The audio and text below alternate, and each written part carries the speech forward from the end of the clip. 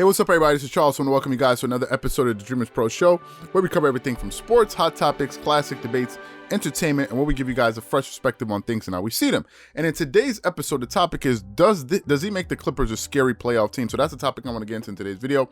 But before we get into that, I want you guys to please make sure you go ahead and hit the like button, hit the subscribe button, and hit the notification bell to be notified whenever we drop our content. Please make sure you hit the notification bell so you get notified whenever content comes out, because sometimes if you don't hit the notification bell, you won't receive the videos when they come out. Just something that happens on YouTube, so make sure you go ahead and do that. Also, check out Dreamerspro Max. It's an online sports community that we created. It's a place where you can go and start basketball discussions, chat live during games like we did last night, go live with us after games, consume original content that you're not going to be able to get anywhere else, and do so many other cool things. If you guys want to be a part of that, make sure you check that out. We have that linked in the description below, and get 7 days of access. I'm sure you guys are going to enjoy it. Anyway, let me get back into the into this video here. So the debate all season long has been, will Paul George show up in the playoffs? That's been the main concern of most Clippers fans. Certainly been my concern, looking at this team, because he's the one guy over the last, let's say, season or two that you don't really know what to expect from him, right? During the regular season, he's kind of predictable, but in the playoffs, he kind of goes away, especially during last year's playoffs and the playoffs before that. Now, we all know that PG was the guy that Kawhi Leonard made the Clippers go out there and pretty much gut all of their depth for to get in order for him to come to the Clippers. Kawhi Leonard made it very clear to the Clippers. He said, listen, if you guys want me to sign with you, you got to go out there and get Paul George. If you don't get Paul George, I'm not coming. He made it clear. And ultimately, the Clippers went out there and found a way to get Paul George, and Kawhi Leonard ended up signing with the Clippers, right? Because I think Kawhi felt, listen, there's no way in hell I'm going to come to the Western Conference and you guys expect me to be able to compete with LeBron James, and LeBron has Anthony Davis. Teams are getting better, and you expect me to go back to the NBA championship finals and win it all again on my own. It's not going to happen. He knew that he needed more help, so he went out there and made sure that they got him, right? Now, the season prior to Paul George signing with the Clippers, he played with the Oklahoma City Thunder. During that regular season with the Thunder, he finished top 3 in MVP voting and top 3 in defensive player of the year when he was playing with the Oklahoma City Thunder. If I tell you guys his numbers are OKC during the regular season, some of you won't even believe I'm talking about the same guy, right? He averaged 28 points per game for that team. He shot 44% from the field, 38.5% from the three-point line, 84% from the free throw line that year. Got you 8.2 rebounds, 4.1 assists, and 2.2 steals per game for the Oklahoma City Thunder. So he had a very good year with the OKC Thunder. Then he went over to the Clippers, and obviously you would have expected his points per game to go down, given the fact that he's playing now. He's now playing with a legitimate number one option in Kawhi Leonard. I think in OKC, I think Paul George is probably the number one scoring option over Russell Westbrook. At least that's what I think. Last year for the Clippers, he averaged 21.5 points per game. He shot 44% from the field, 41% from the three-point line. So he actually had a very good three-point shooting season with the Clippers, shooting over 40% from the three-point line. He shot 87.5% from the free throw line, got them 5.7 rebounds, 3.9 assists, and 1.4 steals. But if you look at Paul George that season, he wasn't himself, right? He only played 48 games that season due to injury, because he had two surgeries done on his shoulder. He had work done on his shoulders during the offseason, surgery on his shoulders. So he missed some games to start the season. And then I think later on in the season, he was being bothered with his hamstring, if I'm not mistaken. So he only ended up playing 48 games in the regular season for the Clippers last year, right? But in the playoffs is really when things just kind of fell apart for PG. Right? And I think that's where the doubt started to creep in for Clippers fans in Paul George, right? A lot of people felt like, listen, I'm not sure what this guy's going to give us in the playoffs, given the fact how he performed the year prior. Now, the year prior for the Oklahoma City Thunder in the playoffs, Paul George averaged 28.6 points per game. So his scoring production was very high, almost 29 points per game. He shot 43.6% from the field. He shot 32% from the three-point line.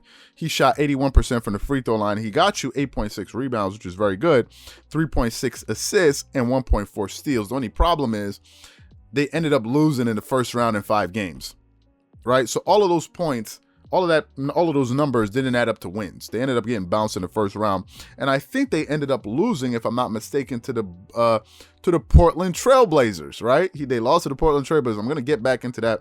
This whole Portland Trailblazers thing, right? I'm gonna get back into that. So those are the numbers he put up in OKC. Last year with the Clippers, his numbers were even worse. He averaged 20 points per game. Think about this. If you're kind of like comparing his numbers to the playoffs the year prior and the year he had with the Clippers, he shot 39.8. To be kind, let's say he shot 40% from the field. His field goal shooting went down.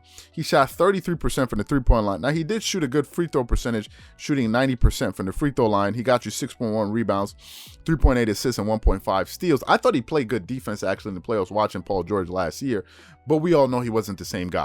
Right? Had Paul George played a little bit better, just a little bit better, I believe the Clippers make it out of the second round. I'm not saying they win the title, but I think they make it out of the second round. He was just way too inconsistent in the playoffs last year. So those were pretty much his numbers.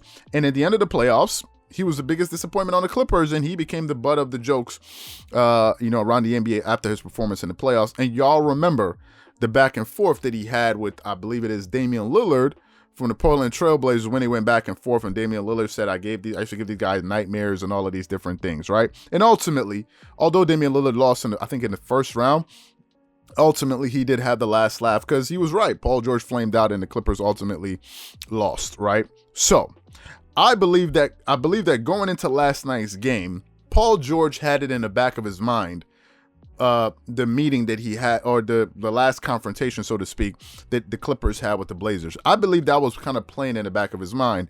And I think he went into last night's game motivated, right? In my opinion, I was saying it during the live chat. I said, keep an eye on Paul George. He's going to be playing differently going into this game, given the back and forth that he had with Damian Lillard. And in that first quarter, Paul George went off. He had 22 points in the first quarter, right? Ended up with 24 points in the first half. And I think he wanted to remind everybody, including Damian Lillard, that, listen, I'm a bad man when I'm on my A game, right? When PG's motivated and playing with a clear mind, on any given night in this NBA, he can be the best player on the floor on any given night. He certainly has the talent to do it. Certainly. Very talented player. No one is questioning Paul George's talent, his level of talent. And last night you saw it on full display. If I go and look at his numbers last night against the Portland Trailblazers, who are a very good team in the playoff, and they were playing at full strength with Norman Powell. They added Norman Powell. They had Carmelo Anthony. They had CJ McCollum. They had Damian Lillard. So it wasn't like as if they were playing against a shorthanded team. Paul George went out there and scored 36 points. He shot 100% from the free throw line, going 8 for 8. He shot 66.7% from the three-point line, hitting 6 out of 9 threes, and he shot 61% overall from the field.